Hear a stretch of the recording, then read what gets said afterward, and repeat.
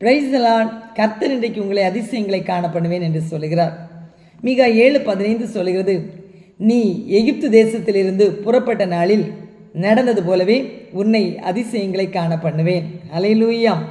உங்கள் வாழ்க்கையில் ஏதாவது ஒரு அதிசயம் நடந்து விடாதா என்று நீங்கள் ஏங்கிக் கொண்டிருக்கலாம்.